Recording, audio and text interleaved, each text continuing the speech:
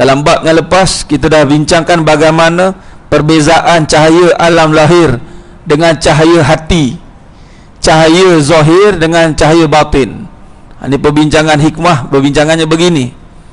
Cahaya zahir itu perbincangannya tentang cahaya yang nampak secara mata kasar.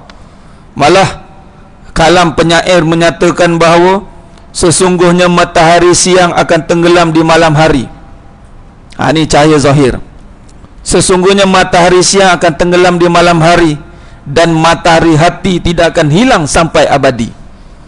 Nampak? Matahari hati tidak akan hilang sampai abadi. Beza cahaya hati, malah yang ditekankan di sini adalah cahaya hati waliullah, aulia, penjaga-penjaganya. Aulia, penjaga yang menjaga segala hukum hakam Allah Subhanahu wa taala. Aulia, orang yang menegakkan syiar Islam. In tansurullah yansurkum, Allah akan tolong dia. Yang pertama sekali Allah tolong, hatinya bercahaya. Tuan, cahaya ni sangat penting. Cahaya ni wajib penting. Bukan kalau penting dah, wajib lagi. Sangat wajib, sangat dituntut mendapat cahaya. Sebab apa? Sebab bila ada cahaya boleh nampak jalan. Malam ni, sekarang kita malam tuan-tuan, boleh sampai malam ni sebab apa? Cahaya. Cuba tak ada cahaya, ada handphone, skrin mati. Allah, padam, gelap, nampak apa tuan? Ada kereta, tak ada cahaya lampu. Kereta Ferrari, lampu depan tak ada, lampu belakang, lampu brake tak ada, signal tak ada, dashboard tak ada. Siapa nak beli kereta?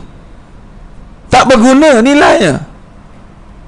Siang tak ada matahari, nak buat apa tuan?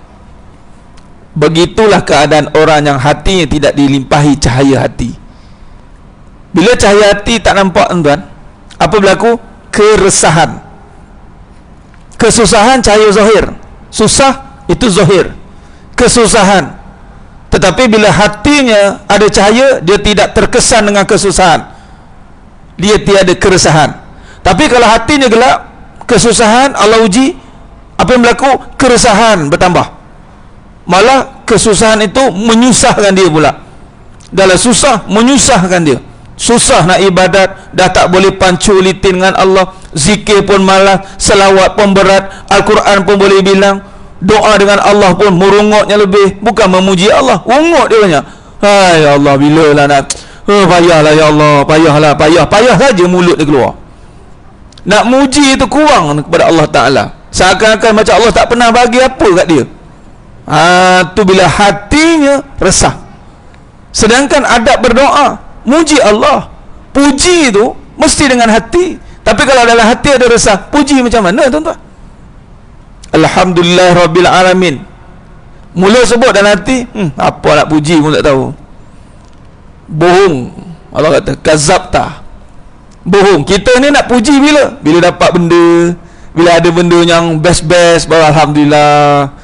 Padahal Alhamdulillah ni bukan kata susah senang. Alhamdulillah kerana Allah. Tapi hari ni Alhamdulillah, masyuk, Alhamdulillah, baru nak Alhamdulillah. Itu bohong, itu pembohongan. Alhamdulillah tidak duduk pada keadaan, puji itu tidak duduk pada keadaan, puji itu duduk pada Allah.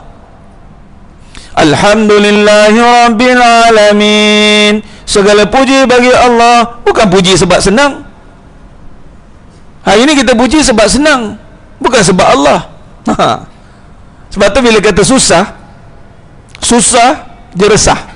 Bila resah nak berdoa macam mana tuan? Sebab tu banyaknya Nabi ajar hilangkan resah dulu. Doa-doa menghilangkan keresahan, bukan kesusahan. Allahumma inni a'udzubika minal hammi wal hazan. Tu, ni doa selesai hutang ni. Tak ada mengena dengan hutang, tapi doanya hammi wal hazan.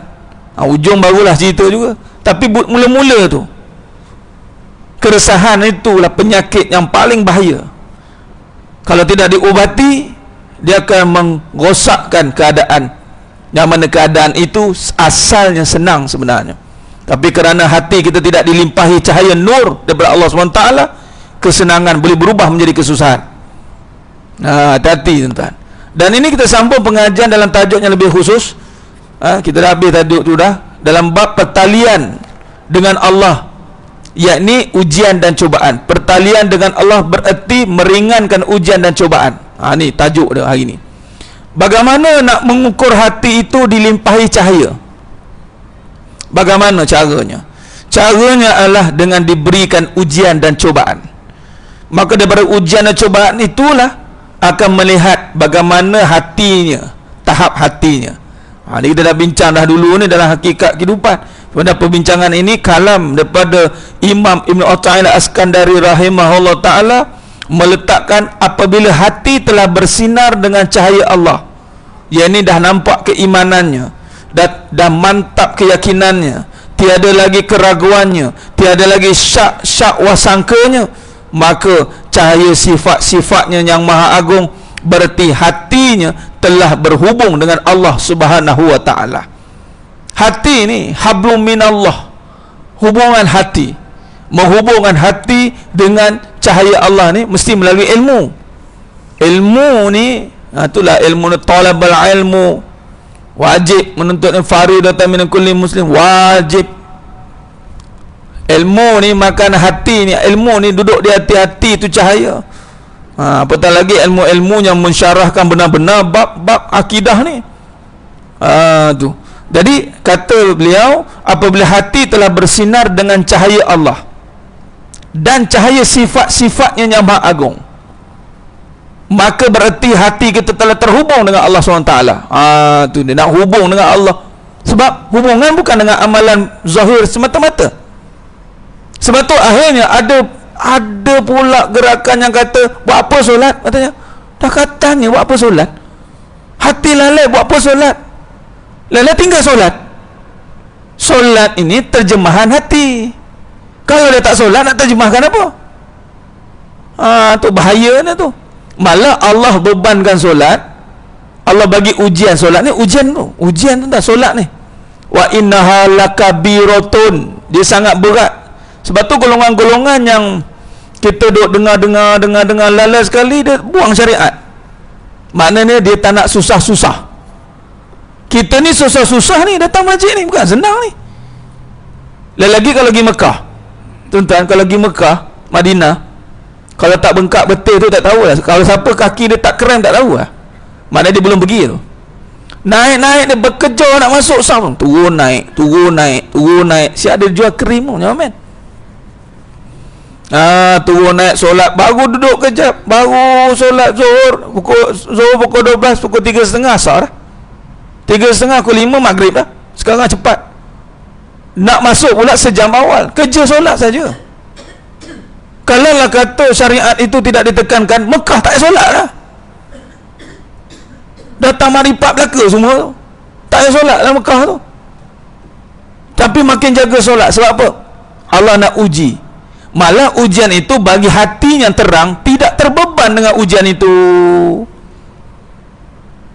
Datang kemanisan pula nak solat. Allah. Malah terkejar-kejar nak duduk depan. Tak apalah bertolak-tolak pun, tak apalah.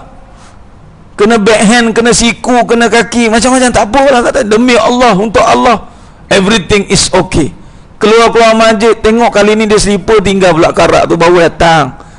Baru datang, pakailah selipar ni, kena yang terbaik ni. Tengok-tengok, uyup. Allah.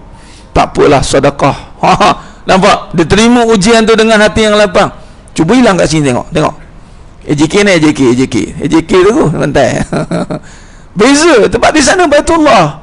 Orang yang dekat dengan Allah, cuba tengok dekat Makkah tu, Madinah, tak ada lagi orang mongok tu. Sikit-sikit tu ada lah. Itu kalau mongok tu mesti orang pandang pelik. Ni mesti ada saka ni. Dah teguh dah.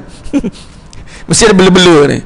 Sebab orang yang normal, segala kesusahan di sana anggap biasa, tuan. Kita ni masuk Raudah ni sekarang ni Raudah ni, tuan. Raudah min Riyadil Jannah ni sekarang ni. Ada bertolak-tolak masuk tadi. Kebanyak ruang-ruang kosong ni. Cuba masuk Raudah kat sana. Tengok, tuan. Sesak nafas tu kat sana. Berebut nak masuk, tak nak keluar. Sekarang kita berebut masuk, berebut nak keluar. Masuk, berebut nak keluar. Kesusahan sana tak apa. Tengah solat, langkah je kepala tu. Tengok dia, dah gelap, paha gelap, tengok pakai kain orang. Hanya main. Ada mengongot, serik lah aku masuk Raudah ni, serik. Ada? Tak ada. Belum cerita Hajar Aswad lagi, belum cerita Multazam lagi, belum cerita Hijri Ismail lagi, belum cerita nak dapat sah nombor 2 lagi kat Mekah tu. Tuan-tuan sedang mata Allah SWT, ini pertalian. Allah datangkan syariat itu untuk menguji hakikat, bukannya bila hakikat tak ada syariat. Tak, kenapa diuji taat dengan suami? Sebab Allah nak uji kalau orang yang hatinya bersinar dengan nampak nurullah, cahaya Allah, dia sanggup bersusah untuk kekasihnya. Kenapa seorang isteri sanggup bersusah untuk suami? Sebab sayangnya besar lah. Kenapa suami sanggup kerja bergadai nyawa kat luar tu untuk anak bini? Sebab apa? Sebab anak bini sangat ke tuan-tuan? Sebab anak isteri sangat ke tu? Tak, sebab sayang. Kerana sayang itu kita perjuangkan, bahasa mudah, perjudikan nyawa tu. Pergi kadang-kadang naik motor, tengok saya, tengok Allah, doa manjang saja. Saya pun naik motor juga, kita tahulah. Orang kata bahaya Ustaz naik motor, sama juga. Naik kereta pun sama jalan juga. Nak ceritanya, terdedahnya dengan bahaya. Kenapa boleh buat? Sayang. Itu bila hati ada sifat Rahman. Ni saya mulakan perbincangan dengan bila hati itu terbukanya sifat tadi. Bila kata Imam Ta'ala Askari rahimahullah kata hati bersinar dengan cahaya Allah dan sifat-sifatnya bermula dengan sifat Rahman Rahim. Contoh, Allah campakkan hatinya dengan sifat kasih sayang. Bermula dia dengan istiqamah syariat, Allah bukakan hatinya, maka dia akan melakukan segala suruhan itu dengan kasih sayang. Seronok tuan bila dengan kasih sayang ni. Kalau dia marah pun marah dengan sayang. Tegah ketegasan dia itu kerana nak memperbetulkan kesilapan, sebab sayang punya pasal. Bukan sayang itu dibiar-biarkan. Tegas betul lah Ustaz, sebab neraka itu suatu perkara yang sangat menakutkan. Maka dia marah dengan sayang, berubah orang tuan. Bukan marah dengan benci. Lagi akhir zaman ni penuh dengan kena ada ketegasan. Sebab akhir zaman, zaman fitnah yang cukup berat. Zulumat, kegelapan, hak jadi batil, batil jadi hak. Betulkah habis cacat membah. Kadang-kadang kita terpaksa kena ada ketegasan. Sebab apa? Nafsu menguasai banyak perkara, terutamanya kebendaan. Kebendaan ni dah masuk dalam hati terlampau kuat, sehingga tangisan-tangisan tu banyak dikeluarkan kerana kebendaan, bukan kerana Allah Ta'ala. Jadi terpaksa kita bertegas, jangan nangis, jangan nangis. Terpaksa saya kena guna pendekatan begitu tuan-tuan. Ramai jumpa nangis. Sebab kan, ingat sebab Allah, sebab tinggal suami, sebab tak ada susah, sebab ini, sebab saya bankrupt, sebab. Tapi sebab solat tak pernah nangis pun. Sebab tinggal solat nak jumpa juga saya menangis, saya tinggal solat subuh tadi. Kita dengar, weh, ni makam tinggi ni. Tak ada lagi lah. Kalau tinggal solat tu tak apa, nak buat macam mana, qada lah satgi, tak apa. Tak apalah. Ibadat tak apalah. Ini masalah tuan. Khair.